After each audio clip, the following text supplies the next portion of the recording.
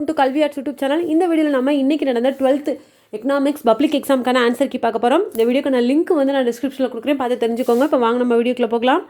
So first one என்ன அப்படின்னு பார்த்தீங்கன்னா, எம்பிசியையும் எம்பிஎஸ்ஐயும் கூட்டினால் கிடைப்பது 1. அடுத்து செகண்ட் ஒன், ஜிஎஸ்டி இதற்கு சமம் விற்பனை வரி.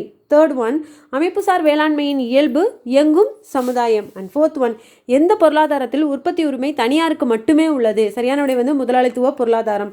அடுத்தது ஃபிஃப்த் ஒன் என்னென்னு பார்த்தோன்னா, இரு மாறிலிகளின் மதிப்புகளும் ஒரே திசையில் நகர்ந்து சென்றால் அதனை டேஸ் உடன் தொடர்பு என்கிறோம், நேர்கணிய. அடுத்தது சிக்ஸ்த் ஒன், இந்தியாவில் வெளிநாட்டு நேரடி மூலதனம் அனுமதிக்கப்படாத துறை அணு ஆற்றல். செவன்த் ஒன், மைய வங்கி நாட்டின் டேஸ் அதிகார அமைப்பு பணவியல்.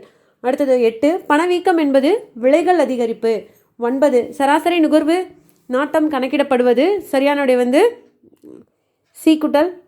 அடுத்தது C+Y. அடுத்த 10th ஒன், ஆசியான் விவாதத்தில் பங்கெடுக்கும் 6 நாடுகளில் சேராத நாடு வடகொரியா. அடுத்தது 11th ஒன், இந்தியாவில் திட்டக்குழு அமைக்கப்பட்ட ஆண்டு 1950. அடுத்து 12, கேட்கும் திறன் இழப்பு டேஸ் மாசுவின் விளைவாகும் ஒளி. அடுத்து 13, புதிய பேரியல் பொருளியலின் தந்தை என அழைக்கப்படுபவர் J.M. கீன்ஸ்.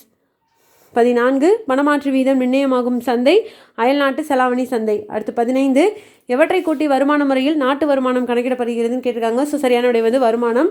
அடுத்து 16, பொருளாதார அளவியல் எனும் சொல்லை உருவாக்கியவர் ராக்னர் ஃப்ரிஸ்க்.